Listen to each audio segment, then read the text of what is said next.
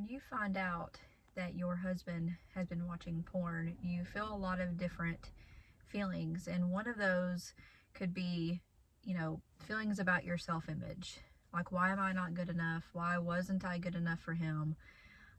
You could be, looking at yourself, and it magnifies all your flaws that you look at when you, look at in the mirror, and you see things that didn't bother you before, but now that you're pointing everything out about yourself and comparing yourself to other women, you're going to feel, those self-image issues. And so in this video, we're going to talk a little bit about that and what you can do to overcome some of those feelings, and then how we can help you with that as well.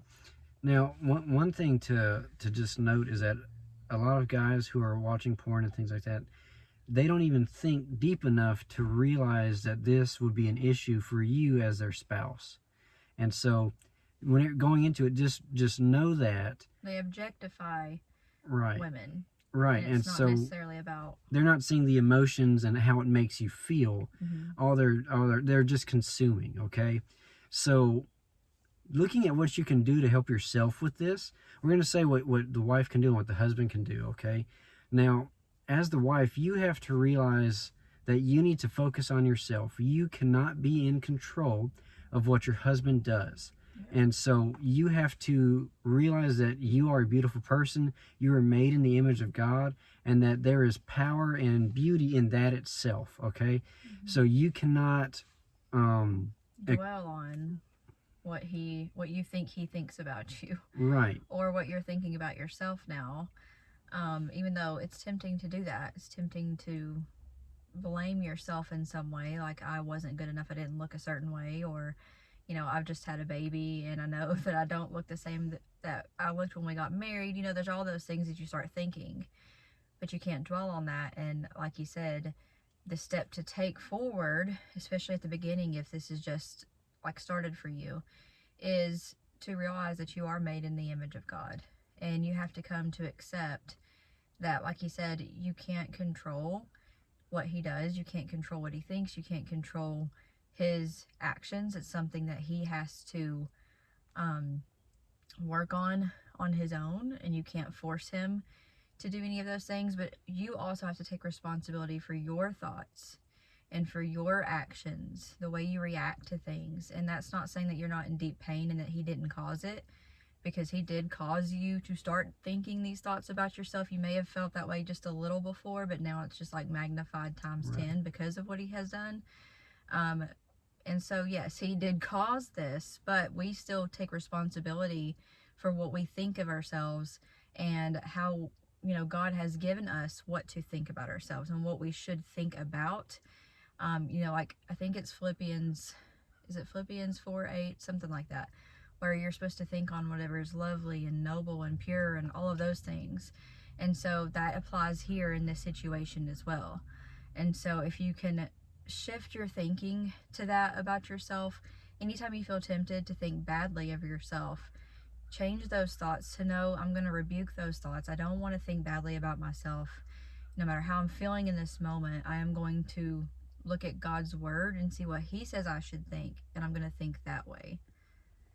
Now, for the guys, one thing to think about, or to just know, is that as you've watched porn for most likely years or decades, that essentially your brain is pushing all other emotions to the side and saying these emotions are not important. Now that's been shown in multiple studies, just showing how the brain lights up for certain emotions, and then the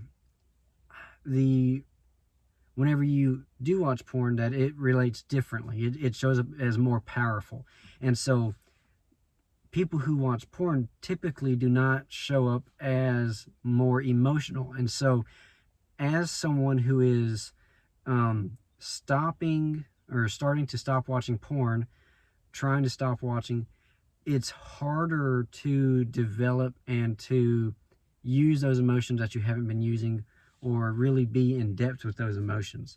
And why I'm saying that is because now you have to do that while you're talking to your wife, and you're affirming her and helping her along in her healing. Yes. Whenever you've not had empathy. Right. And It's just because your brain is so wired to be selfish, really. Yeah, to want that release and to want the chemicals that are attached to that it pushes everything else to the side and says these things aren't as important.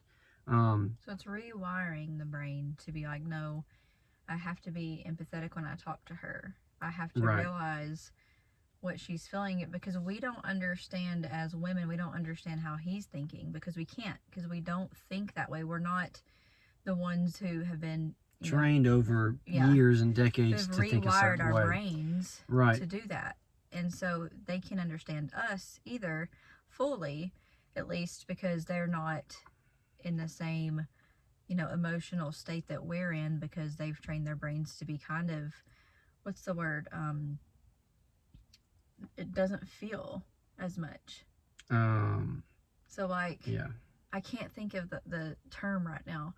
But essentially, it's kind of just like neutral, just coasting along in life. Yeah. With no emotions. You actually are lacking the depth of emotion that a typical person would have. Because over time, right, the way that you've been, selfishly doing that, you've been consuming, not giving.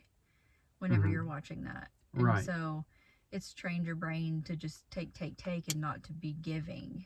Right. And so it's harder to show empathy. But that if you've got that on your mind, thinking, now I know this, now I have to think about it when I'm talking to my wife. Think about how she's feeling whenever she has like an emotional, an emotional outburst. Yeah.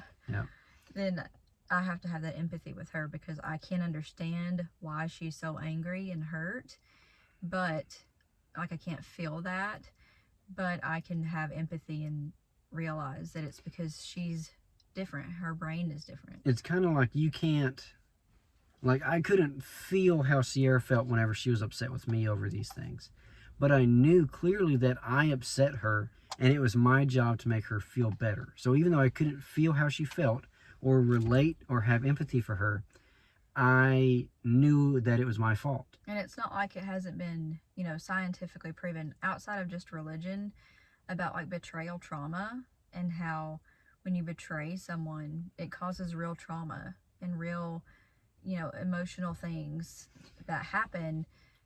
And so it's normal. So if you are having like these emotional outbursts and stuff, that is normal. Now we still get to take responsibility for how we react, and if we're going to act, sin in our anger and stuff like that. But it is a normal thing to have these like emotional feelings and stuff. Now, just because you hit on trauma, we're going to get to what the guy needs to do in just a second. But just because you hit on trauma, I do want to just mention that trauma can be connected to it. There, you could have multiple traumas, and I'm not trying to say that you're a broken person or this broke you or anything, but you could have trauma from just the discovery of it. You could have trauma from people in it. You could have trauma from what he did, from who he did it with. There's all kinds of things that you could have trauma attached to. So there's different things that can, Yeah, it's like just a breaking of trust. So however he broke the trust caused the trauma, and then that causes triggers, which means anytime you see something that's going to remind you of that broken trust, that betrayal, that the trauma, you experience a trigger, which we can talk about in another video too. Right. So what the guy needs to do, so every day, the husband should be coming up with, well, we'll give two things. So he should be being intentional about what he can do to make sure she feels affirmed. And that could be little things. It could be doing things that she typically does. It could be helping her do things, that he used to not help with. It could be doing anything that was not typical for him to do that might be for her. Struggling with like self-image issues, it would be being intentional about complimenting her. And even if she doesn't believe it or says, well, that's not what you thought when you did that, you weren't thinking of me, you weren't thinking of how pretty I am, things like that. She might say those things, which she can work on. That's part of taking responsibility for how you react to things and being able to accept compliments again. But just being intentional about making her feel noticed. Yeah. Yes. and affirmed. Yeah, and so that's one, and that's just being intentional about how you interact with her, and you compliment her and do things differently for her. Essentially, you're showing her, like, I'm trying to act differently, I'm trying to be different, and I want you to know that you are a beautiful person, and I love you very much. Number two, and this is just to give intimacy for the relationship, share a feeling with each other every day. Whenever you do this, do not, and it could be a negative feeling. You made me frustrated when, something like that. But it is, make it a safe place to where Well, not you, but like I felt frustrated when Right. the trash didn't get taken out time Right. after time. Or I felt frustrated whenever you told me I didn't take out the trash. Yeah. Something like that, Fast okay? enough. And it's a safe space, so if I said that to her, she can't be like, well, you should have took it out. Yeah. And every minute, just let it be. Leave Or it, could be any. and that's it. But it could be happy. I felt happy when breakfast was on the table when I got up. Yeah. Something like that, okay? And both of you do that at least once a day, preferably twice a day. And that way you start to build intimacy, you start to know how each other feels, and it also starts to build the emotional muscle, the emotional connection, but it builds the emotional muscle in the porn user where there wasn't one really before. Yeah. Okay? So hopefully this is helpful to you guys. I know we talked about a lot of different things, but pornography, it hits a lot of different areas in a marriage and a family, and it really messes with the brain. And so that's why, we have come up with a 90-day coaching program, really, where we have a one-on-one call every week with you, and we go. We walked through this ourselves, and our marriage has been free from it now for 3 years, but it was hard, and there was work involved, and we got to a point where we realized he couldn't just stop. Like he had said, I'm just gonna stop. We're not gonna do this. I'm not doing this anymore, and we thought that was good enough. And so after we realized that wasn't good enough, and we had like another discovery day where we found out he was still, I found out that he had looked at that again, then we had to figure out this is not working. And so like what actually works, what is going to make it to where we don't have to have this conversation over and over again, where we don't have to be, constantly arguing because I can't trust him. How do we rebuild trust? We had all of those things that we had to go through, and we had to work on those every single day. So we came up essentially with systems of how can we implement this every day and it not take up all of our time, all of our thoughts, and be able to, actually experience the healing that we want our marriage to have and the healing in his brain. Because the more you dig into what it does to the brain, the more you realize it's more than just, well, I'm going to stop.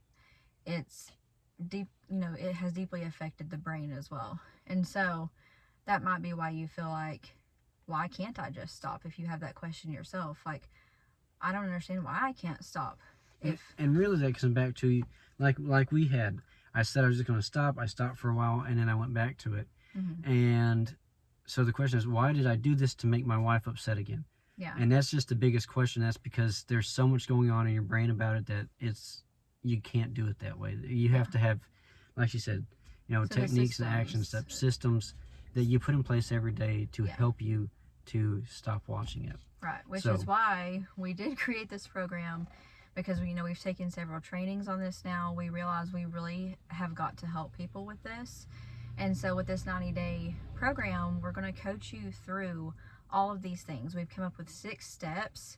There's more to that eventually, but the initial first 6 steps that you really have got to start working on to, rebuild trust, to just be able to even have a conversation, that doesn't even, go off on the topic of pee anymore. All of those things, and we coach you through that. So once a week, we meet with you for an hour. I meet with the wives, and Canyon meets with the husbands. And you get our full attention for that entire hour, and we're going to work through those steps with you. Any kind of roadblocks you have, we'll work through that with you. But also, the one thing that I really like about it is it takes the responsibility off of us as wives to hold our husbands accountable. Because if we take on that responsibility, it's going to delay our healing, because there's lots of things that go on with him that we don't need to know. And it's not some secretive thing where he's keeping secrets from us again and we can't trust him and all of that. But men make men, and so there's that factor to it. But also, you need to work on yourself and your own healing, and you can't do that while you're worried about everything he does, while you're arguing again because he, dropped the ball. Like, he's not doing what he's supposed to do. So also, he's going to give your husband accountability, and it's coming from another man who's been there. So it's going to, your husband's going to receive it better when it's coming from a man who's like, listen, if you don't do this, you're not going to get better. Do you really want to get better? And so leaving that responsibility up to Canyon to work through that with your husband. But also, it's just having that person who has been there before. I've been where you're at in your position, walked a very similar path. And so just having that support of someone who gets it, who understands, who's there to listen, not to judge you, not to condemn you, all of those things. And so we offer that at our website. It's renewed-marriage.com, or you can send us an email at info@renewedmarriage.com. Renewed-marriage.com. Oh, sorry, renewed-marriage.com.